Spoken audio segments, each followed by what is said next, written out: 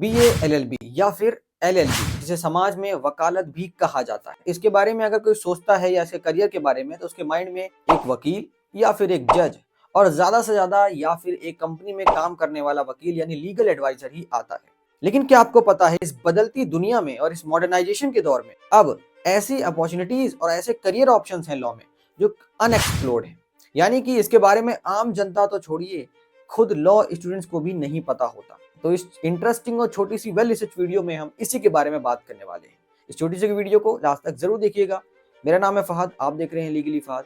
चलिए इस वीडियो को स्टार्ट करते हैं। तो देखिए, सबसे पहले अगर मैं बात करूं तो करियर इन लॉ अभी तक सिर्फ एक लॉयर के तौर पे या फिर एक जजेस के तौर पे ही समाज में देखा जाता है। अगर आप किसी को बताते हैं कि भाई मैं लॉ कर रहा हूं, तो वो ये शख्स सामने वाला यही सोचता है कि या तो ये वकील बनेगा या तो जज बनेगा, ज्यादा से ज्यादा किसी कंपनी में काम करेगा एज ए लीगल एडवाइजर जिसको थोड़ा बहुत जानकारी होती है। लेकिन अब इस मॉडर्नाइजेशन के दौर में और इस बदलती दुनिया में ऐसी अपॉर्चुनिटीज हैं, ऐसे ऑप्शंस हैं आपके पास जो लेस कॉम्पिटिटिव हैं और ज्यादा स्टेबल हैं और आपके लिए फुलफिलिंग भी हैं और आपके इंटरेस्ट के। चलिए एक एक करके इनके बारे में जल्दी से जानते हैं। तो सबसे पहले अगर मैं बात करूं तो वो आता है legal content writing and blogging. सुनने में तो बड़ा आम सा लग रहा होगा, कई लोगों ने पहले भी सुना होगा और सोच रहे होंगे यार ब्लॉगिंग वगैरह तो ये सब तो बच्चों वाली चीज है, मतलब ऑनलाइन वगैरह पहले ही लोग करते हैं, कई लोग पार्ट टाइम करते हैं, ये इसमें क्या करियर बन सकता है। नहीं, अगर आप देखें लीगल कंटेंट राइटिंग के बारे में तो कई सारे ऐसे लॉ स्टूडेंट्स थे जो अब खुद लॉयर्स हैं, एडवोकेट्स हैं और वो इन सभी कंटेंट राइटिंग मार्केट में अपना खुद का legal content writing websites organization चला रहे हैं। हो सकता है आप वहां नहीं पहुंचेंगे जहां मैं इशारा कर रहा हूं, जैसे कि IP leaders, legal service India, ये सब जो स्टार्टअप्स हुए हैं या ये सब जो ऑर्गेनाइजेशंस आई हैं लीगल कंटेंट राइटिंग मार्केट में, ये सभी लॉ स्टूडेंट्स थे, ये सभी लॉयर्स थे। और आप यकीन नहीं मानेंगे, स्टैटिस्टा की रिपोर्ट के मुताबिक कंटेंट मार्केट जो है वो आने वाले समय में $2.8 बिलियन तक पहुंचने वाला है। तो अगर आप कंटेंट राइटिंग में काफी इंटरेस्टेड हैं, के अंदर इसके बारे में रुचि है जानने की, समझने की और इसको एक्सप्लोर करने की, तो आप अभी से स्टार्ट कर सकते हैं और आने वाले टाइम में आप धीरे धीरे इसमें डेवलप करते जाएं। इससे बढ़ते हैं नेक्स्ट चीज की तरफ, जो कि बहुत ही ज्यादा आने वाले टाइम में, अभी तो इसका एक समझ लीजिए अभी इसकी पैदाइश हुई है इस फील्ड की। तो अगर आप जितना जल्दी इसको एक्सप्लोर करेंगे, जितना जल्दी अगर आप इसे चूज करेंगे तो आपके लिए बेटर होगा। जी हाँ, मैं बात कर रहा हूँ फॉरेंसिक लीगल कंसल्टेंट के बारे में, जिसमें फॉरेंसिक साइंस को लॉ के साथ मर्ज किया जाता है, जिसमें साइबर क्राइम्स होते हैं, फाइनेंशियल फ्रॉड्स होते हैं, आपका फिंगरप्रिंट और हैंड राइटिंग एनालिसिस होता है। देखिए, अगर मैं एनसीआरबी की रिपोर्ट की बात करूं तो cyber crimes cases between 2018 to 2022 में 400% से ज्यादा राइज हुआ है एनसीआरबी के अकॉर्डिंग। ये मैं नहीं कह रहा, एनसीआरबी की डेटा कह रहा है। तो इससे आप अंदाजा लगा सकते हैं कि आने वाले टाइम में फॉरेंसिक लीगल कंसल्टेंट की डिमांड कितनी ज्यादा बढ़ने वाली। इसके बाद नेक्स्ट आता है ऐसा ऑप्शन जो सभी टेक सेवी या टेक एंथुजियास्टिक लोगों के लिए बहुत ज्यादा यूजफुल है। जी हाँ, मैं बात कर रहा हूँ लीगल टेक स्पेशलिस्ट के बारे में, जिसमें आप खुद जानते हैं कई सारे ऐसे लीगल रिसर्च डेटाबेस हैं जो आर्टिफिशियल इंटेलिजेंस और टेक्नोलॉजी का इस्तेमाल करके लीगल रिसर्च को और आसान बनाते हैं। या फिर मैं कहूँ जो हमारा जुडिशियल सिस्टम है उसमें भी टेक्नोलॉजी जब से आई है, बहुत सारे जो जुडिशियल प्रोसेस हैं वो स्ट्रीमलाइन हो गए हैं ऑनलाइन की तरफ। जी हाँ, जैसे केस माइन हो गया, एससीसी ऑनलाइन हो गया, ये सभी जो है उन्हीं लोगों के द्वारा बनाए गए हैं। या फिर ये सभी जो इन सब में जो इसमें काम करने वाले हैं वो सभी लीगल टेक स्पेशलिस्ट कहलाते हैं। और आने वाले टाइम पे अब जैसे कि आर्टिफिशियल इंटेलिजेंस बढ़ रहा है, टेक्नोलॉजी में और ज्यादा डेवलपमेंट हो रहा है, तो वो सभी लोग जो टेक एंथुजियास्ट हैं उन सभी के लिए ये बेस्ट ऑप्शन है, या फिर वो इस ऑप्शन को भी एक्सप्लोर कर सकते हैं जो कि ये लीगल टेक स्पेशलिस्ट। तो देखिए, डिलॉयट रिपोर्ट के अकॉर्डिंग ये जो फील्ड है लीगल टेक स्पेशलिस्ट की, ये हर साल 15% ग्रो कर रही है। फिर उसके बाद बात करते हैं स्पोर्ट्स लॉ कंसल्टेंट। आमतौर पर आप ऐसे सोच रहे होंगे यार स्पोर्ट्स लॉ कंसल्टेंट में कहाँ स्कोप है, वो तो बहुत पहले भी हमने सोचा हुआ था यार, लेकिन ऐसा तो कोई स्कोप हमें दिखा नहीं और रियलिटी में भी नहीं दिखा। जी हाँ, हम बात कर रहे हैं रेफरेंस के साथ, तो आपको मैं रियलिटी बताता हूँ। देखिए, हमने जितने भी ऑप्शंस इस वीडियो में बता रहे हैं वो सभी हम खुद एनालाइज करके आपको सोर्सेज मेंशन करके बता रहे हैं और उसका पोटेंशियल देखने के बाद ही हम इस वीडियो में आपके सामने वो प्रेजेंट कर रहे हैं। देखिए, अगर मैं बात करूं स्पोर्ट्स लॉ कंसल्टेंट की, तो अगर आप पहले से स्पोर्ट्स में पार्टिसिपेट कर चुके हैं, डिस्ट्रिक्ट लेवल में आपने खेला है या फिर आपने स्टेट लेवल में खेला है, और इसके अलावा अगर आप लॉ करना चाहते हैं या फिर कर रहे हैं, तो आपको स्पोर्ट्स लॉ कंसल्टेंट को जरूर कंसीडर करना चाहिए। इसमें ज्यादातर अगर आप देखें तो कॉन्ट्रैक्ट्स एग्रीमेंट्स हो गए, डिस्प्यूट्स हो गए, फिर उसके बाद इंडोर्समेंट हो गए कई सारे एथलीट्स के लिए, टीम्स के लिए। तो इनकी डिमांड्स अब जैसे जैसे स्पोर्ट्स में डेवलपमेंट हो रही है वैसे वैसे साइड बाय साइड इस पार्टिकुलर डेजिग्नेशन को पिछले कई सालों में ग्रो होते हुए देखा है। अगर मैं बात करूं federation of Indian chamber of commerce and industry के डेटा के बारे में और उनके एनालिटिक्स के बारे में, तो उसके अकॉर्डिंग जो स्पोर्ट्स की इंडस्ट्री है वो 2023 में 9,500 करोड़ की थी। तो आप अंदाजा लगा सकते हैं कि अभी इस वक्त 2025 चल रहा है और धीरे धीरे ये ग्रोथ और बढ़ती जा रही है। Next is art and entertainment law.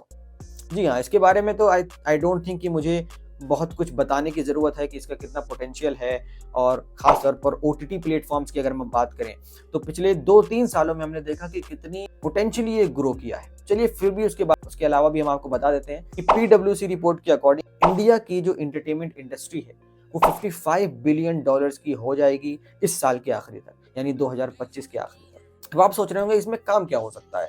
तो देखिए, बहुत सारी चीज़ें रहती हैं, लीगल कंप्लायंसेस रहते हैं, टेक्नोलॉजिकल लॉज।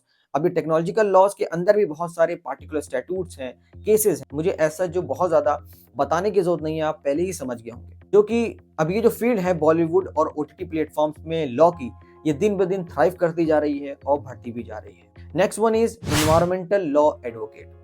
जी हाँ, क्लाइमेट चेंज हो गया या फिर सस्टेनेबल डेवलपमेंट हो गया या कॉर्पोरेट अकाउंटेबिलिटी हो गई। पिछले कई सालों में हमने बहुत अच्छे से इंडस्ट्रियलाइजेशन का एक दौर देखा, मॉडर्नाइजेशन का एक दौर देखा, लिबरलाइजेशन का दौर देखा, इन्वेस्टमेंट का दौर देखा। लेकिन अब वो वक्त आ गया है जब लोग, खास तौर पर बड़े बड़े लीडर्स, क्लाइमेट चेंज के बारे में या फिर कॉर्पोरेट अकाउंटेबिलिटी के बारे में, सस्टेनेबल डेवलपमेंट के बारे में, हमारे एटमॉस्फेयर को बचाने के बारे में, एनवायरनमेंट के बारे में बात कर रहे हैं। और पिछले कई सालों से लोग इस पर फोकस भी कर रहे हैं, इसमें इन्वेस्टमेंट्स भी हो रही हैं। और अगर देखें ओवरऑल तो पिछले एक दशक में यानी पिछले 10 सालों में इन्वायरमेंटल लिटिगेशन में 78% की ग्रोथ हुई है, या मैं कहूँ 78% की इंक्रीमेंट हुई है। तो सभी स्टूडेंट्स के लिए जो इन्वायरमेंट को लेकर काफ़ी कंसर्न है, या फिर मैं अगर बात करूँ तो अगर आप नॉर्मली आप देखेंगे कई सारे बड़े बड़े एडवोकेट्स भी हैं, वो भी अगर प्रो बोनो केसेस आजकल ले रहे हैं तो वो इन्वायरमेंट रिलेटेड ले रहे हैं, क्योंकि उन्हें पता है कि दैट इज़ द वे जहाँ पे ज़्यादातर लोगों का आज के टाइम पे फोकस है और वहीं से उनकी डेवलपमेंट आगे करियर में हो भी जाती है।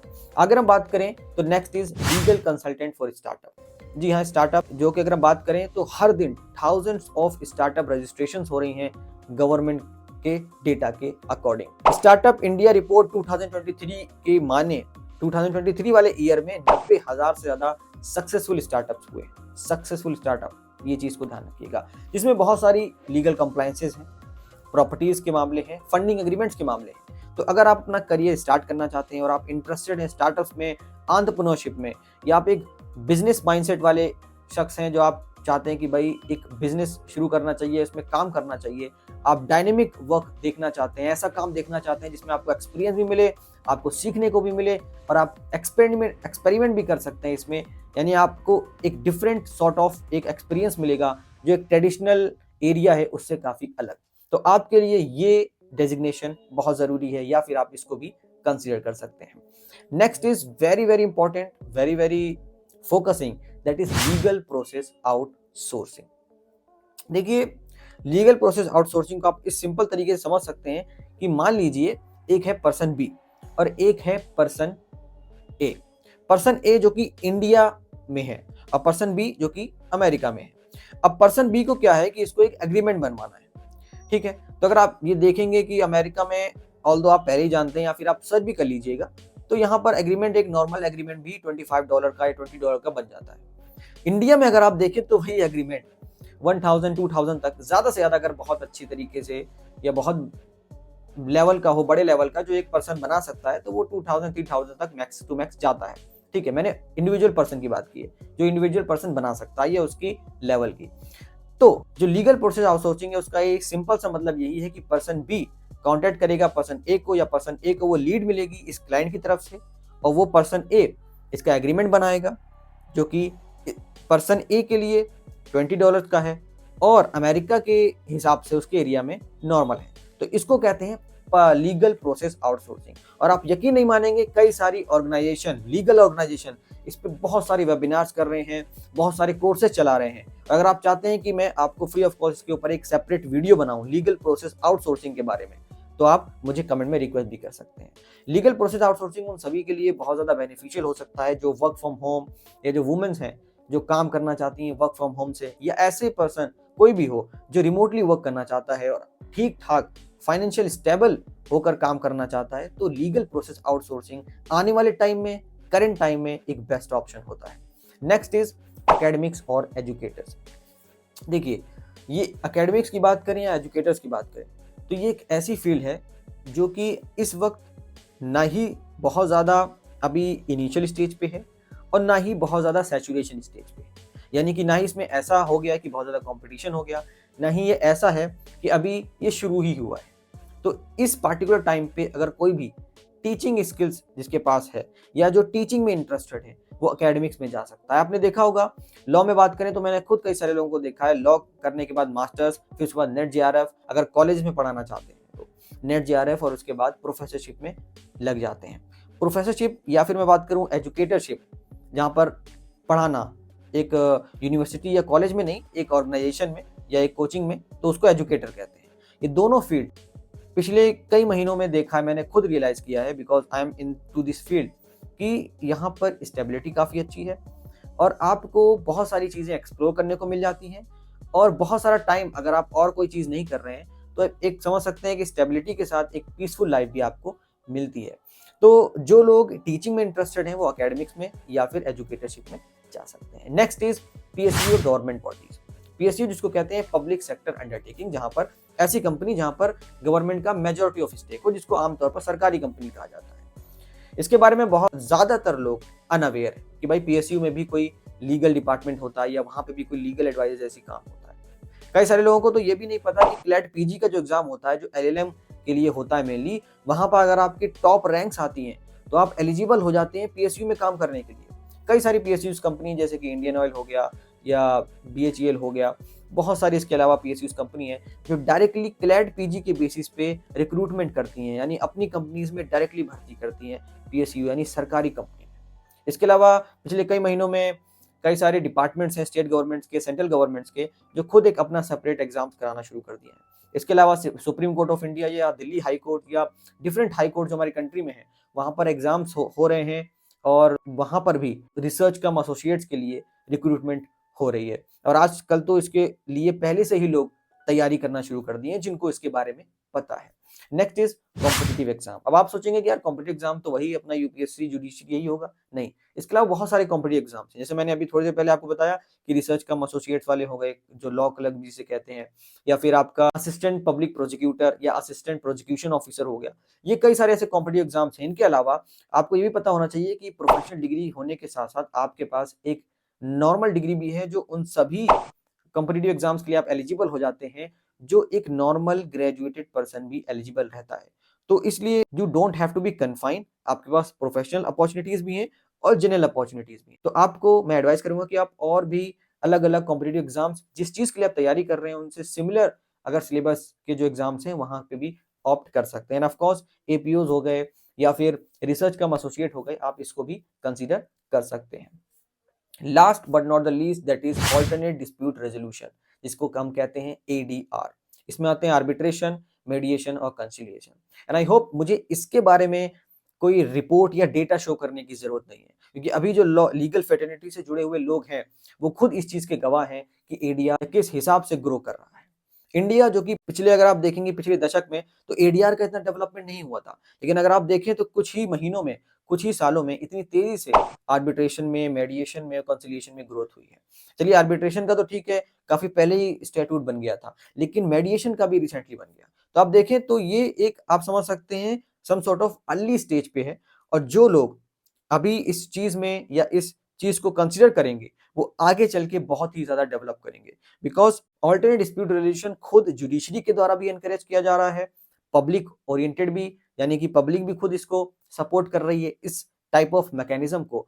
और इसमें आप देखें तो कई सारे कॉर्पोरेट्स के केसेस भी बहुत ज्यादा आते हैं जो कि इसको और एक तरीके से फाइनेंशियल और इकोनॉमिक बेनिफिट देता है उन सभी लोगों को जो इस प्रोसेस में इन्वॉल्व रहते हैं। एंड आई होप मेरी बात आपको समझ में आ गई होगी। तो देखिए छोटी सी वीडियो थी और मैंने कोशिश की उन सभी अपॉर्चुनिटीज, उन ऑप्शंस को कवर करने की जो अनएक्सप्लोर हैं, या फिर हो सकता है कि आपको ना पता हो। अगर कोई ऐसा ऑप्शंस है जो आप अभी भी जानते हैं जो रह गया, उसको आप कमेंट बॉक्स में बता सकते हैं। इसके साथ-साथ आप अगर चाहते हैं कि मैं इन ऑप्शंस के ऊपर एक डिटेल वीडियो बनाऊँ, तो आप वो भी हमसे रिक्वेस्ट कर सकते हैं हमारी टीम से। इस वीडियो को लास्ट तक देखने के लिए बहुत-बहुत शुक्रिया। हमारी अर्लियर वीडियोज़ भी हमारे चैनल पे जाकर देख सकते हैं। मिलते हैं नेक्स्ट वीडियो में। Thanks for watching.